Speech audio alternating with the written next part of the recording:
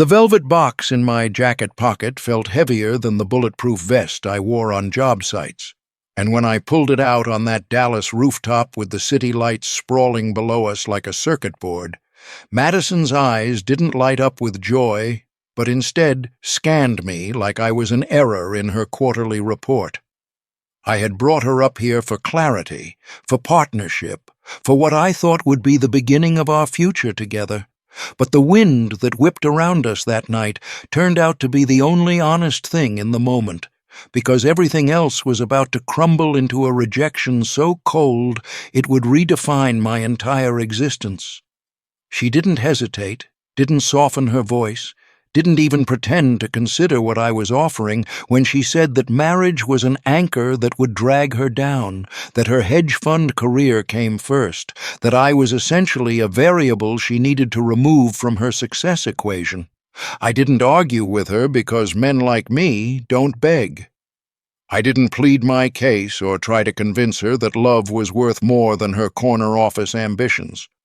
I just closed the box with a snap that echoed louder than any gunshot I'd ever heard, looked at her one final time, understanding that the woman standing before me wasn't my future wife, but a business project dressed in designer clothes, and I turned toward the elevator without another word.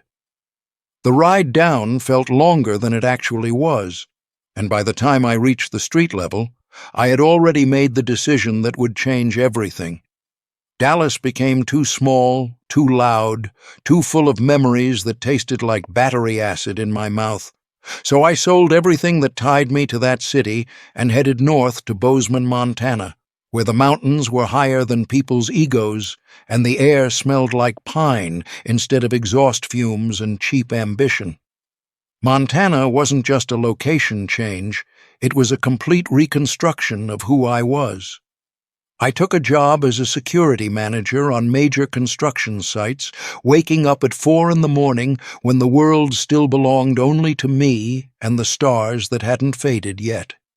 My body became my weapon and my temple, and I replaced those pathetic evenings of sitting in bars pretending to have fun with brutal training sessions that involved heavy iron and cross-country runs that pushed my lungs to their limits. Every kilogram I lifted, every mile I ran, I was beating the weakness out of myself and forging something harder, something that couldn't be broken by rejection or disappointment.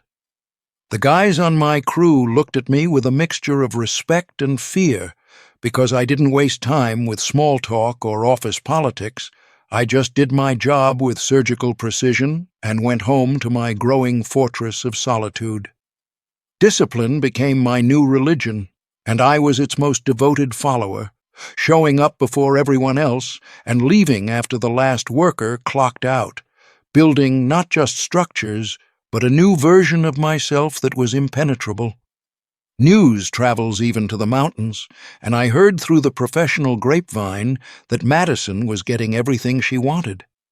Her name started appearing in business journals, her face showing up at industry events, her climb up the corporate ladder, leaving bodies in her wake like some kind of professional serial killer. I could picture her in those sterile glass offices where the coffee was always bitter and the smiles were always fake, building her empire on sand while thinking it was concrete. She surrounded herself with subordinates who feared her, but nobody who would actually watch her back when things went south. And I knew her type well enough to understand that people like her believe numbers on a bank statement can keep them warm at night.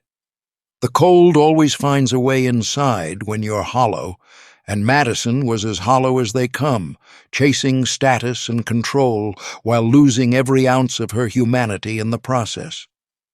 I didn't feel satisfaction knowing this, just a cold observation of facts, understanding that she had chosen a path that would eventually lead to a dead end, but by then it would be too late for her to turn around. My ranch became a reflection of my internal state, stripped of unnecessary decoration, just wood and stone and fire.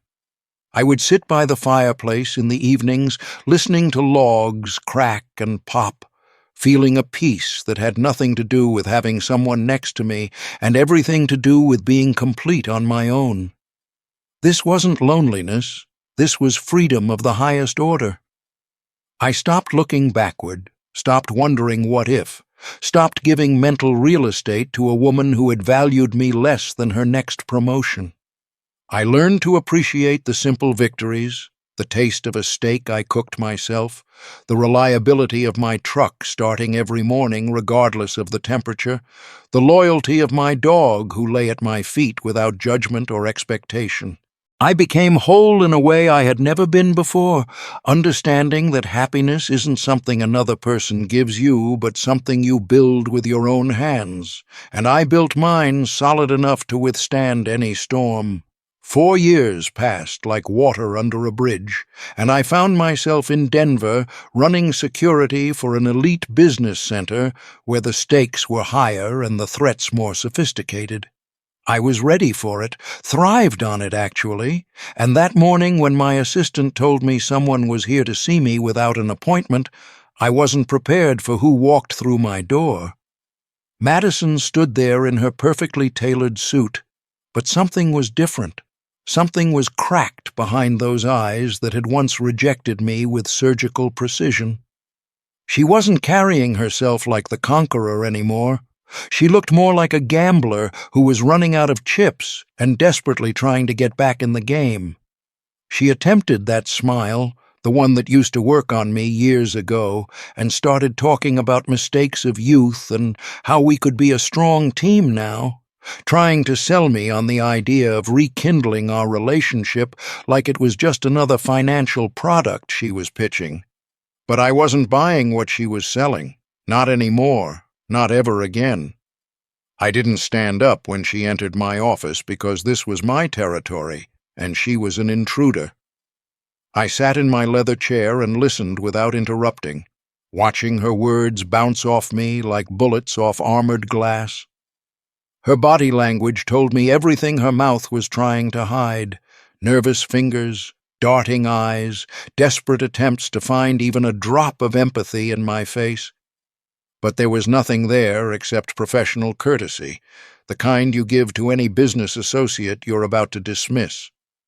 I saw her for what she was, a woman who had used people as resources her entire career, and now that her own resources were depleted, she had come looking for mine.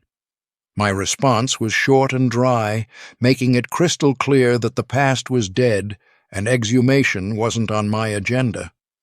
Her attempts to appeal to sympathy shattered against my indifference like glass hitting concrete, and I watched panic bloom in her eyes as she realized for the first time she was facing a force she couldn't manipulate or control. After she left, I did what any security professional does when something doesn't add up. I ran a background check. My gut told me her appearance wasn't just nostalgic wandering, and what I found confirmed every suspicion I had. Madison hadn't just walked away from me 4 years ago, she had actively tried to sabotage my career afterward. Digital footprints led me to emails and communications where she had attempted to block my opportunities, spreading rumors among recruiters to make sure I couldn't rise high enough to overshadow her success. She had played dirty because she feared my potential, understood on some level that I could outshine her if given the chance, so she tried to cripple me before I could even get started. This wasn't just relationship betrayal, this was a calculated attack on my professional reputation, and the discovery didn't make me angry because anger is an emotion, and this situation called for surgical action. I gathered every piece of evidence, every email, every digital trace of her unethical behavior, and I didn't do anything rash or emotional with it. I simply compiled a comprehensive package and sent it to the ethics committee and her employers, letting the system do what systems do best when presented with undeniable proof of misconduct. The consequences came faster than I expected. But that's how it works in the world of high finance, where reputation is worth more than gold bars. When the truth about her manipulations and unethical behavior surfaced, the hedge fund threw her out immediately to avoid the scandal touching their brand. She lost her license, lost her access to the elite circles she had sacrificed everything to join, lost the control she had valued more than human connection. I watched from a distance, reading the news on my monitor, seeing her world collapse like a house of cards in a strong wind. The loneliness she had feared so much, the dependency she had rejected when she turned down my proposal, became her only companion now. She tried to contact me after everything fell apart, but my phone was a fortress she would never breach again. I had blocked that channel permanently, not out of cruelty, but out of simple recognition that some doors, once closed, should never be reopened. This was her lesson, and I wasn't going to rob her of the education she had earned through her own choices. While Madison's world was burning down around her, mine was being built on a foundation that actually mattered. I met Hannah not at some networking event or industry conference, but at a charity function where I was providing security. She was different from the beginning, not competitive, not calculating, just genuinely strong in a way that felt warm instead of cold. Hannah ran social programs, helped people who actually needed help instead of climbing over them, and when I looked in her eyes, I saw something I had never seen in Madison. I saw authenticity. We didn't play games with each other, didn't manipulate or strategize. We just built something real based on mutual respect and support. She understood my need for quiet spaces, and I admired her ability to bring light wherever she went without demanding that everyone notice. We created a partnership where neither of us was the boss, but both of us had each other's backs completely. This was what I had been searching for without knowing it, a union between two complete adults who didn't need each other but chose each other anyway, and that choice made all the difference. The final scene of this story played out in a courthouse corridor where I had been called as a witness in an unrelated case. Madison was there, looking exhausted in a cheap suit that would have horrified her old self, clutching papers and trying desperately to salvage whatever remained of her career.